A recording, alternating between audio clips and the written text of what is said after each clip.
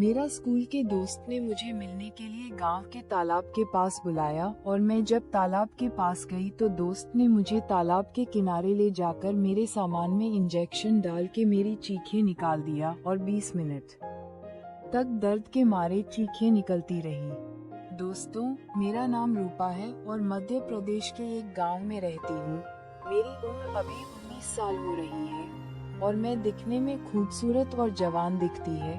मेरी height 4.6 feet, slim body, गोरा सा रंग और गहरी पलक वाली आंखें हैं और मैं अपने घर में 3 ही लोग रहते हैं। मैं और मेरे मम्मी पापा रहते हैं और अपने परिवार के साथ खुशहाल जीवन बिता रही थी। तभी मेरे गांव में एक उत्सव आयोजन हुआ था और मैं अपने घर से मम्मी पापा के साथ में उत्सव देखने के लिए चली गई।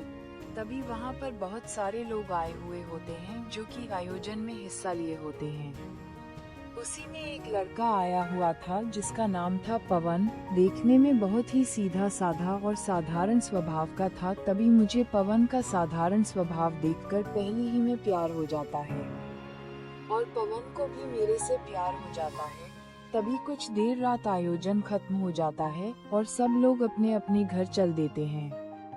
मैं भी अपने मम्मी पापा के साथ घर में आ जाती हूँ। तभी सुबह हो जाती है और मैं सो उठ जाती हूँ और मैं बाहर बैठा ही थी। दोस्तों, खुशी की बात ये थी कि दोनों लोग एक ही स्कूल में पढ़ते थे। तभी हम लोगों की और गहरी दोस्ती हो जाती है और धीरे धीरे हम लोगों की मुलाकात बढ़ने लगी और एक दूसरे के करीब आने लगे। तभी एक दिन स्कूल की छुट्टी थी और मैं घर में थी। तभी पवन मेरे मम्मी के मोबाइल में फोन लगाता है और कहता है कि रूपा, आज तो स्कूल की छुट्टी है ना, चलो ना कहीं घूमने चला जाए। तभी मैं कहती हूँ मैं नहीं जा पाऊंगी। तभी बार बार कहने लगता है। तभी मैं कहता हूँ ठीक है, कहाँ जाना है? और पवन कहता है कि गांव के तालाब के पास आ जाना, कुछ तुम्हें सरप्राइज दूंगा। तभी मैं कहता हूँ ठीक है और मैं अपनी मम्मी को कहती हूँ, मम्मी, मैं अपनी सहेली पूजा के घर जा रही हूँ क्योंकि मुझे उससे कुछ काम है। और मम्मी कहती है ठीक है, जाओ, तुम जल्दी आ जाना क्योंकि तुम्हारे पापा घर पर नहीं है, वो बाजार गए हुए हैं और मैं अकेली हूँ। तभी मैं मम्मी से कहती हूँ ठीक है और मैं घर से चल देती हूँ।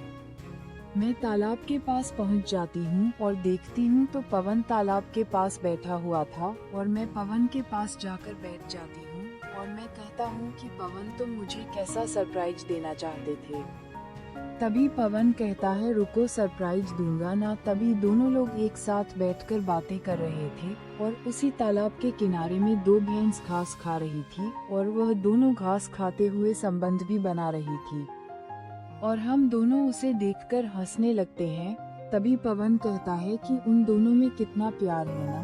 तभी मुझे पवन किस करने लगता है और मैं कहती हूँ मुझे पहले मेरा सरप्राइज दो।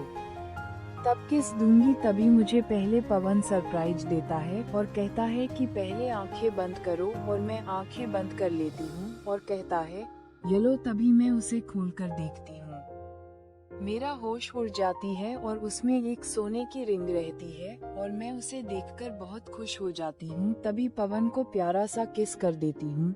तभी पवन को मेरे प्रति गलत विचार आने लगता है और पवन कहता है चलो ना कुछ खेला जाए। तभी मैं पवन की बातें समझ जाता हूँ कि वह का खेलने के लिए कह रहा है। मैं कहती हूँ अभी नहीं। तभी पवन मुझसे नाराज हो जाता है। मैं प्यार से कहती हूँ ठीक है चलो, बट यहाँ कोई आ जाएगा। तभी पवन कहता है कि तालाब के किनारे पर चलते हैं और दोनों लोग तालाब के किनारे चल देते हैं और मैं अपनी दुपट्टा बिछाकर बैठ जाती हूँ। तभी पवन को एक प्यारी सी किस कर देती हूँ क्योंकि मेरा भी मन करने लगा था खेल खेलने के लिए। तभी पवन कहता है कि तुम अपना कपड़ा खोलो ना, मुझे तुम्हें इंजेक्शन देना है। तभी मैं कहती हूँ तुम ही खोल लो ना, तुम ही ने इंजेक्शन लगाओगी। पवन मेरा कपड़ा खोल देता है और अपना मोटा इंजेक्शन मेरे सामान के अंदर डाल देता है। मुझे बहुत दर्द होने लगता है और मैं कहती हूँ कि हो गया, रुको ना, बहुत दर्द हो रही है। तभी पवन पूरा इंजेक्शन घुसा देता है और मैं दर्द के मारे मेरी चीखें निकल जाती है। तभी पवन 2 मिनट बाद पूरा दवा मेरे सामान के अंदर डाल देता है और दोनों लोग वहाँ से अपने अपने घर चल देते हैं। तभी मैं कुछ देर बाद अपने घर पहुँच जाती हूँ और पापा भी बाजार से आ जाते हैं और तभी रात हो जाती है और सब लोग खाना खाकर सो जाते हैं और अगली सुबह होती है और मैं सुबह तैयार होकर स्कूल चली जाती हूँ। तभी रास्ते में मुझे मेरी सहेली पूनम मिल जाती है और दोनों लोग बातें करते स्कूल में पहुँच जाते हैं क्योंकि पूनम मेरा सच्चा सहेली थी। मैं उसके साथ स्कूल में पढ़ती थी और उसी के साथ घूमने भी जाती थी और उसी के साथ साथ स्कूल में लंच भी करते थे। और मैं देखता हूँ कि पवन आज स्कूल पढ़ने नहीं आया है, तभी मेरा मन नहीं लग रहा था। तभी पूनम जान जाती है और कहती है कि रूपा तुम पवन के बारे में सोच रही हो ना। तभी मैं शर्माते हुए कहती हूँ नहीं और पूजा कहती है झूठ मत बोलो। तभी मैं पूजा को सच बता देती हूँ, हाँ मैं पवन के बारे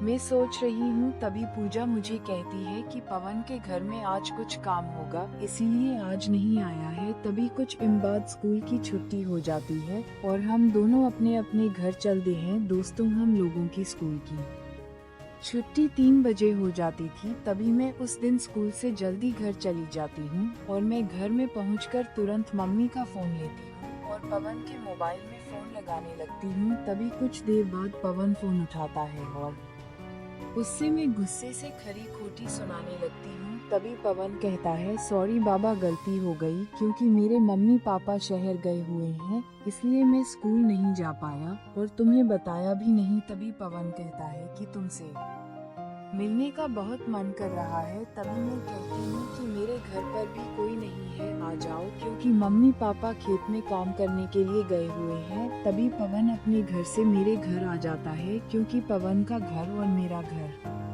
500 मीटर दूर था। तभी पवन 15 मिनट में आ जाता है और दोनों लोग प्यार भरी बातें करने लगते हैं और पवन कहता है चलो ना आज भी उसी तरह खेलते हैं और पवन वहीं पर मेरा कपड़ा खोलने लगता है। तभी मैं कहता हूँ रुको ना, चलो बेड पर चला जाए और दोनों लोग बेड पर चलते हैं। तभी पवन मेरे सामान में अपना इंजेक्शन घुसाने लगता है और दर्द के मारे मेरे चीखें निकल जाती हैं। कुछ देर बाद दवाई डाल के इंजेक्शन बाहर निकाल लेता है और वह अपने घर चल देता है और उसी दिन गांव के सभी लोग जान जाते हैं। तभी मेरे मम्मी पापा और गांव के मुखिया ने मिलकर मेरी शादी किसी दूसरे लड़के से तय कर देते हैं। मेरे और पवन के लिए ये बहुत बड़ी समस्या हो जाती है लेकिन हम लोग हार नहीं माने। तभी पवन ने अपने दोस्तों के साथ मिलकर एक योजना बनाया और मुझको मुखिया और मेरे मम्मी पापा के घर से भगाने का निर्णय लिया। तभी पवन और उसके दोस्तों ने रात को मेरे मम्मी पापा के घर के पास पहरा दिया और जैसे ही मौका मिला उन्होंने मुझको सुरक्षित निकाल लिया। इसके बाद पवन के दोस्तों ने मेरी और पवन का गांव के मंदिर में जाकर शादी करा दिया और पवन मुझको लेकर अपने घर चला जाता है और उसे रात दोनों लोग मजे से अपना सुहागरात मनाते हैं और हंसी खुशी दोनों अपना जीवन बिताते हैं। मैं और पवन ने अपने प्यार को साबित कर दिया कि सच्चा प्यार हर मुश्किल का सामना कर सकता है और हम दोनों की कहानी ने सभी को सिखाया कि सच्चा प्यार हर मुश्किल का सामना कर सकता है और दिल को जीत सकता है। और हम दोनों की प्रेम कहानी ने सभी को प्रेरित किया और साबित कर दिया कि प्यार की ताकत सबसे बड़ी होती है।